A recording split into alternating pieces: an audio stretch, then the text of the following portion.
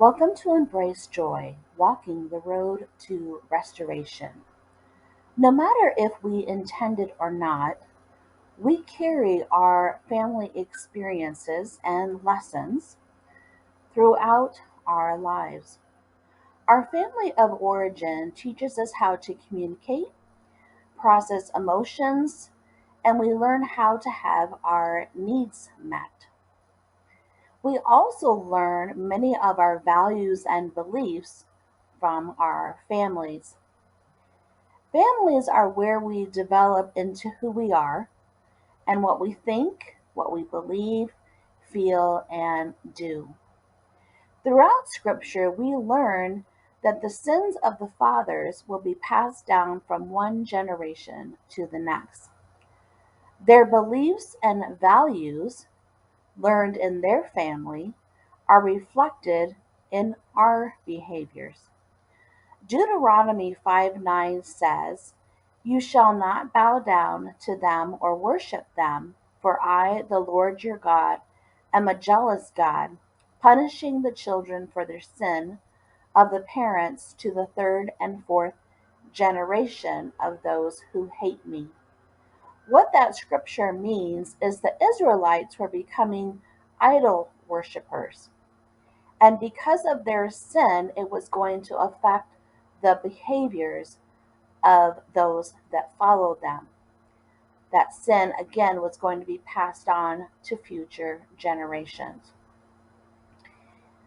The wonderful thing is, we do not have to live with that condemnation now that Christ has been resurrected and the victory is His. We'll talk about that later on.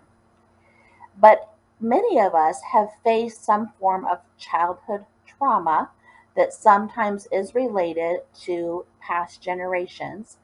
But for example, you may have faced abuse. Maybe you lived in a family that had addictions.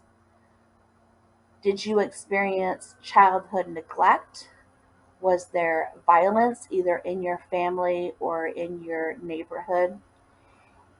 With any of those traumas, oftentimes your sense of self or reality can be damaged.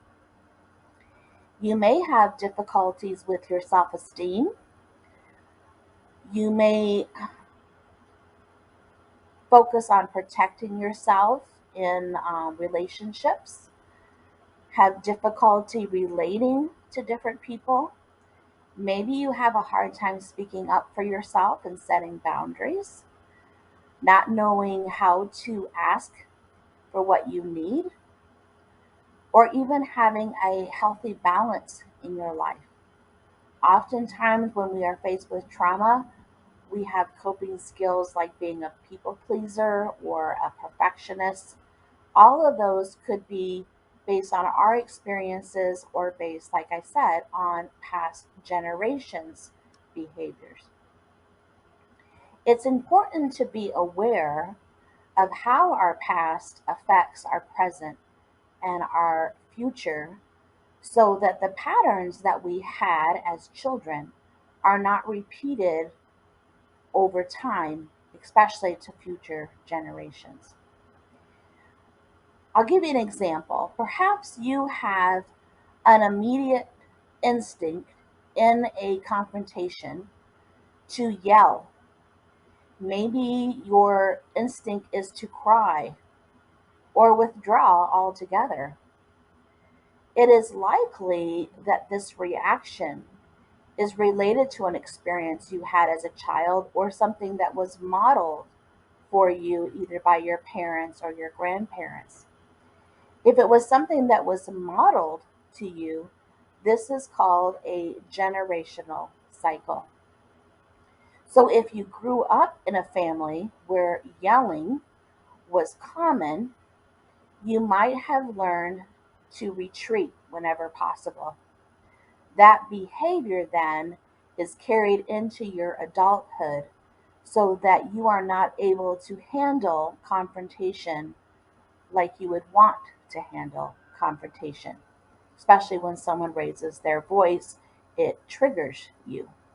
So, this generational cycle is so important to be aware of, figuring out how you handle situations in your family. If you want to break that cycle, you are on the right journey. You have chosen to ensure the future generation is free from those generational cycles, which often can feel like chains. So, if you have noticed some hurtful generational cycles, I've come up with 5 different things you can do to help break those cycles. So, if you want to jot these down, I'm hoping that at least one of these is something you can take forward to find that freedom from those generational cycles. So, number one is to recognize common beliefs in your family.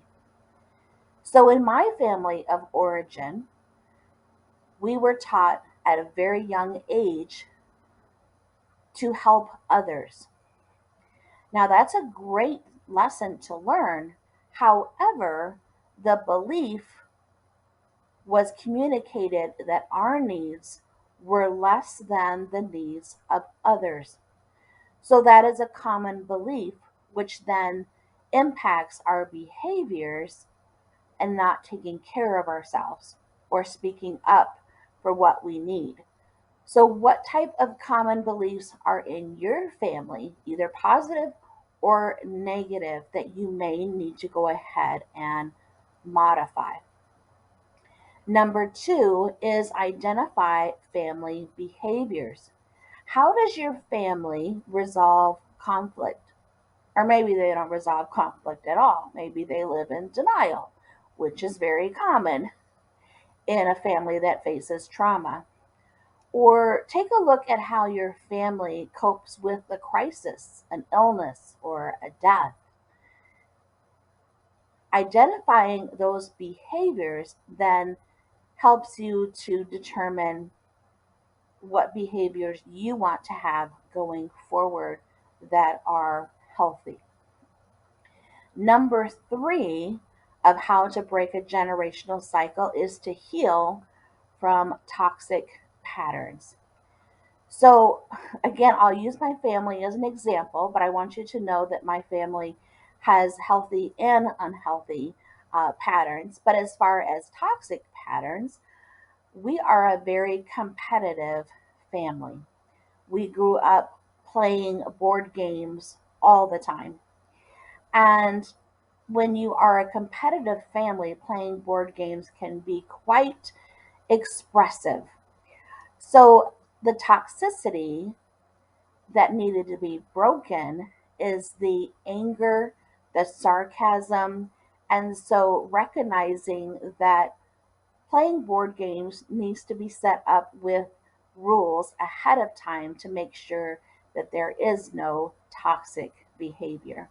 So, what type of toxic patterns have you seen in your family? Maybe an addiction, for example, so that you can begin to heal from those toxic patterns. Number four is to define new priorities and develop healthy coping and communication skills. Now, many of us as children, we had coping mechanisms. For example, with the yelling, is withdrawing was a healthy coping mechanism at that point. However, having confrontation as an adult, using our communication skills helps diffuse the confrontation rather than withdrawing. So, how can you develop new coping and communication skills based on the situations around you rather than being triggered, for example? So, that's a good thing to write down and figure out what are your priorities. What are some things that you do not like about how you communicate with others or to yourselves? Number five in breaking a generational cycle is to set boundaries. So I mentioned, of course, playing board games. We set boundaries ahead of time. to make sure that it did not get into an unhealthy environment. But what are some other boundaries that need to be set up? So, another boundary that was set up throughout our lives was limiting the amount of time that we spend with family. So, coming up with a code word or an actual time as to when we're going to leave before things get out of hand. So I'm not sure how your family operates, but each family is different. There's dysfunction in all families, but setting boundaries is so important in making sure that relationships are kept healthy and intact. So these 5 steps that I mentioned, they're not always easy, but they are worth it, especially when you are modeling these steps with your kids and extended family. This is the best way that they can learn good strategies to manage their feelings, helping them have effective communication, and learning to cope with stress. Breaking the cycles does not have to be perfect. It is tough. Oftentimes, in families, when you start breaking the cycles, you receive a negative response because they don't want change. It's been this way from generation to generation. We're just going to continue with the same values, same behavior. So when you speak up and you don't want that to continue, just be aware you may receive some negative feedback. But that's okay because freedom is available. You have freedom to break those cycles. In Galatians 5:1, it says, "It is for freedom that Christ has set us free. Stand firm then, and do not let yourselves be burdened again by a yoke of slavery." So I mentioned before that because Jesus won the victory, he died and was resurrected. That victory means that we don't carry the yoke of slavery from our past generations, but we have to choose that. We have to choose to accept the victory of Christ, accept that freedom, and then release the burden of the sins of our past generation. So that verse in Galatians 5:1 is such a wonderful promise. As you're breaking these cycles and figuring out what your beliefs are and how you want to change your behaviors, remember you don't have to do this alone. As an experienced life coach, I can assist you in examining the reasons behind your choices. What are your limiting beliefs? Let's take a look at the emotions that you're feeling. Working through your family issues can help you overcome fears. It helps you to trust yourself more. You have a stronger connection with those you love, especially when you're setting boundaries. And I want you to develop a deeper sense of peace. And of course, embrace the joy God has for you. So go ahead and schedule your free 30-minute discovery call, and let's start breaking those generational cycles and walking in restoration and freedom.